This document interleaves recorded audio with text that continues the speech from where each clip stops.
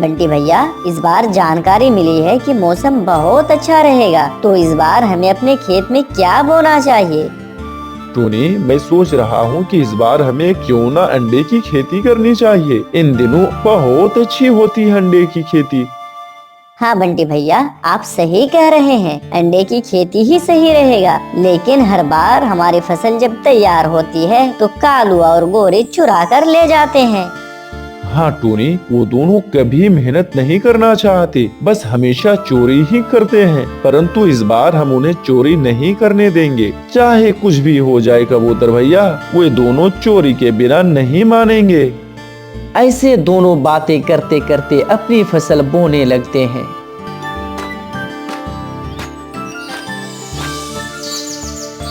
और उसमें पानी देने लगते हैं।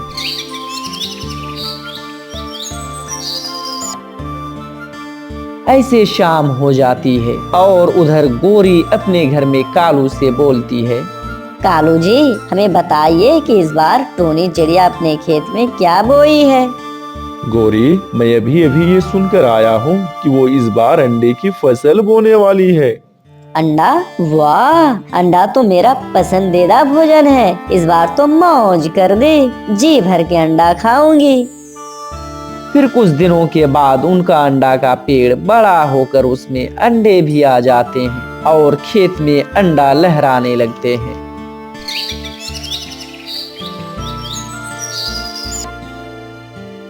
बंटी भैया, अब हमारी फसल पककर तैयार हो गई है। आप बताइए कि उन दोनों दुष्ट पति पत्नी के बारे में क्या सोचा है? टूनी बहन, उनके बारे में सोचना क्या है। दिन में तुम खेत की रखवाली करना और रात के समय मैं रखवाली करूँगा। फिर देखते हैं कि वे हमारे खेत में कैसे चोरी करेंगे। ऐसा कहकर बंटी कबूतर अंडा बेचने वहां से चला जाता है और टूनी अपनी फसल का ध्यान रखती है। और उधर गौरी अपने घर पर कालू से बोलती है। चलें कालू जी, मुझसे सूखा दाना और नहीं खाया जाता। टूनिया और बंटी तो अंडा बेचने बाजार चले गए होंगे। नहीं नहीं गौरी, बस वो कबूतर ही बाजार गया है और टूनी तो वही अपनी फसल के पास बैठी हुई है। अब तो वो टूनी भी वहाँ से चली गई होगी। कालू जी, अब हम चलते हैं।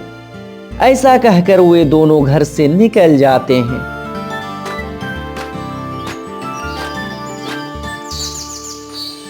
और अंडे की फसल के पास आ जाते हैं। लेकिन टूनी को वहां बैठा देखकर दूर किसी एक पेड़ पर बैठ जाते हैं। मैंने कहा था ना गौरी, टूनी अभी अपनी फसल के पास ही है, वो कहीं नहीं गई। हाँ कालू जी, हम यहीं पर बैठकर इसके जाने का इंतजार करते हैं। ऐसा कहकर वे दोनों टूनी के जाने का इंतजार करने लगते हैं।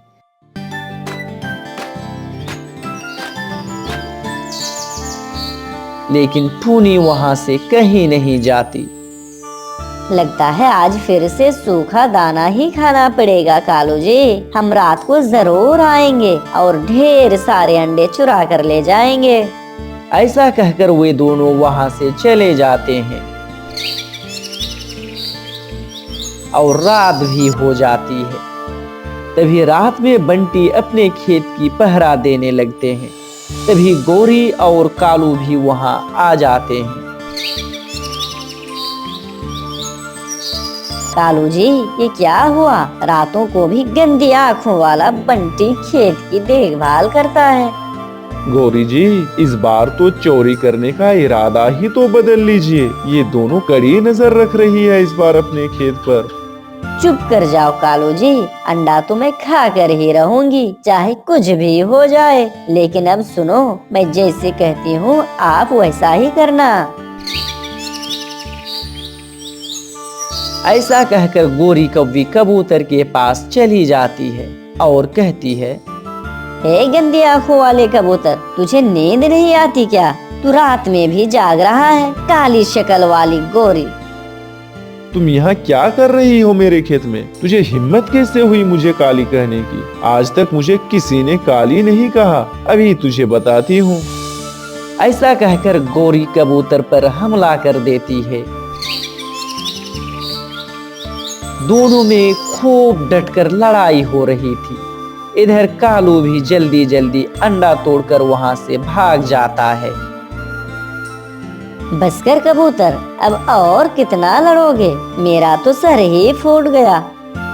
मेरी आंख में जो तूने ये घूंसे मारे हैं उसका क्या? मुझे तो ठीक से दिखाई नहीं दे रहा है। सुबह अच्छे से इलाज करा लेना, वरना अंधा हो जाएगा। यहाँ पर खेत की पहरा दो, गंदी आंखों वाले बंटी। ऐसा कहकर गोरी वहां से चली जाती है। कुछ समय के बाद घर पहुंच जाती है और कालू अंडा खा रहा था। अरे बस कर जाओ कालू जी, सारे अंडे तुम ही खा जाओगे क्या?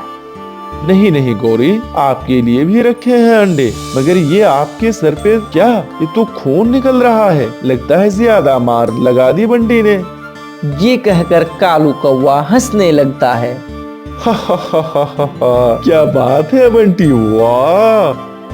अरे चुप कर बेशरम कौवा, एक तो तूने अंडा खा लिया है और ऊपर से तुम हंस भी रहा है। मैंने भी खूब पीटा है उस बंटी को, आंख पे मारा है मैंने उसके, ठीक से वो देख भी नहीं पा रहा है, गंदी आंखों वाला बंटी। फिर वे दोनों अंडा खाकर सो जाते हैं।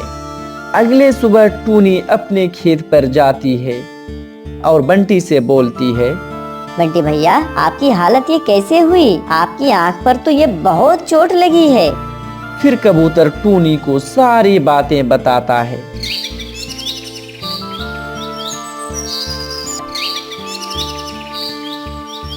बंटी भैया, आपको तो सब कुछ पता है उस शैतान गोरी के बारे में, फिर आपने उससे क्यों लड़ाई की? मुझसे सुना नहीं गया टूनी, मैंने भी सर फोड़ दिया उस गोरी का, खून निकाल दिया मैंने उसकी तो। ऐसा कहकर बंटी कबूतर अपना इलाज कराने चला जाता है। उधर गोरी कौवी का सर भी फटा हुआ था। गौरी, क्या हम लोग भी इस तरह अंगूर खाया करेंगे?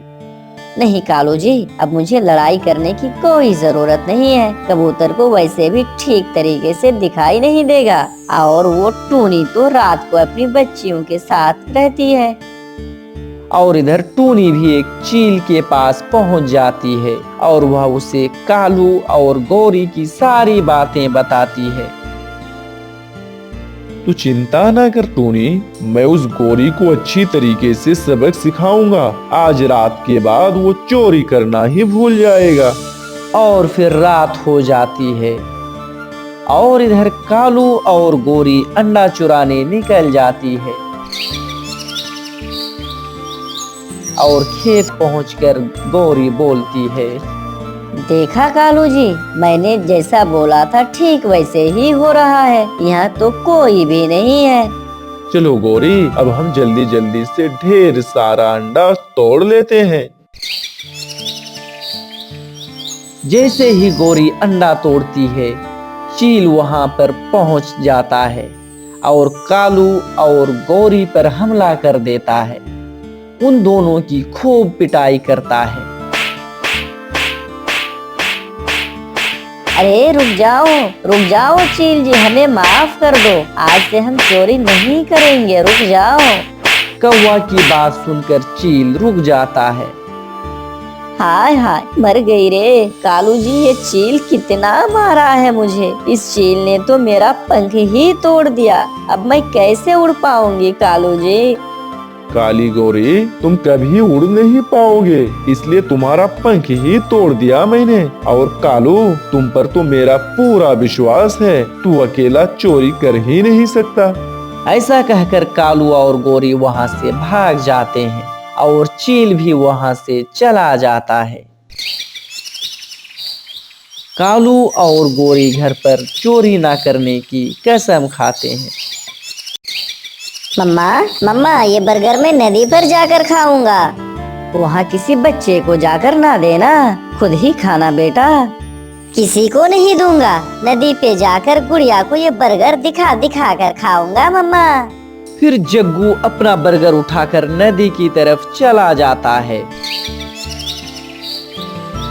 और नदी पर पहुंचकर गुड़िया से बोलता है, गुड़िया, मैं तो यहाँ अपना चिकन बर्गर खाने आया हूँ। मैंने सोचा कि बर्गर खाकर नदी का ठंडा ठंडा पानी पीऊंगा। जग्गू, इस बर्गर का स्वाद कैसा होता है? बहुत स्वादिष्ट है ये बर्गर, बहुत अच्छा। मम्मा हर रोज मुझे पिज्जा, बर्गर, कोल्ड ड्रिंक देती है। क्या तुम्हारी मम्मा भी तुम्हें ये सब देती है? नहीं, मेरे मम्मा के पास तो इतने पैसे भी नहीं होते हैं। होते हैं, हर मम्मा के पास पैसे होते हैं। आपकी मम्मा आपको जानबूझकर नहीं देती है। ये सब सुनकर कुक्कू वहाँ से चला जाता है।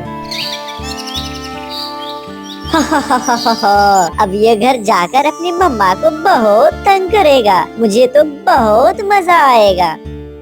उधर गुड़िया अपने घर पर पहुँच जाते हैं। तभी टूनी बोलती है, गुड़िया बेटा, लो ये दाना खा लो। मैं ये दाना आपके लिए बहुत दूर से लाई हूँ। नहीं मम्मा, ये दाना मैं नहीं खाऊंगा। जग्गू हर रोज तरह तरह की चीजें खाता है और मम्मा आप हर रोज मुझे सूखा दाना देती हो। मैं नहीं खाऊंगा ये सूखा दाना। उस जग्गू के बच्चे ने तो तुम्हें उल्टी सीधी बातें बताई होगी। फिर दूसरे दिन गुड़िया कबूतर अंकल की दुकान पर जाता है। कबूतर अंकल अपने काम में लगा हुआ था और गुड़िया चुपके से एक बर्गर चुराने की कोशिश करता है।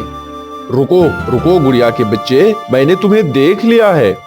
अंकल प्लीज, मेरा बर्गर खाने को बहुत दिल कर रहा है। मुझे एक बर्गर बिना पैसे के दे दो अंकल। पैसे के बिना यहाँ कुछ नहीं मिलता, चल भाग यहाँ से। गुड़िया निराश होकर वहाँ से चला जाता है। तभी कबूतर टूनी के पास पहुंचकर बोलता है, टूनी, आज तुम्हारी गुड़िया ने मेरे दुकान पर जाकर चोरी करने की कोशिश की है। कबूतर भैया, मेरी गुड़िया चोरी नहीं कर सकता। हमेशा उसे मैंने चोरी करने से मना किया है। जब घर आए तो पूछ लेना, मैं उसे खुद अपनी आँखों से देखा है। फिर एक जगह पर जग्गू गुड़िया से बोलता है, गुड़िया, तुम यहाँ बैठे हुए हो और मैं तुम्हें कब से ढूंढ रहा हूँ। क्या बात है जग्गू, तुम मेरे साथ मेरे घर चलो, तुम्हें कुछ दिखाना है। फिर गुड़िया जग्गू के साथ उसके घर चला जाता है। जग्गू, तुम इसे क्यों अपने साथ लेकर आए हो? 2 आइसक्रीम थोड़ी है। मम्मा, मैं गुड़िया को थोड़ी ना आइसक्रीम दूंगा। मैंने सोचा है कि गुड़िया मुझे आइसक्रीम खाते हुए देख ले। लो जग्गू बेटा, ये आइसक्रीम खा लो, मैं बाजार से आती हूँ। दोस्तों, इस कहानी से हमें यही शिक्षा मिलती है कि यदि आप किसी के साथ बुरा करोगे तो आपके साथ भी एक ना एक दिन जरूर बुरा होकर रहेगा। दोस्तों, इसी तरह की इंटरेस्टिंग स्टोरी सुनने के लिए आप हमारे वीडियो को लाइक और शेयर करें और यदि चैनल पर नए हैं तो सब्सक्राइब जरूर करें। वीडियो देखने के लिए बहुत बहुत धन्यवाद।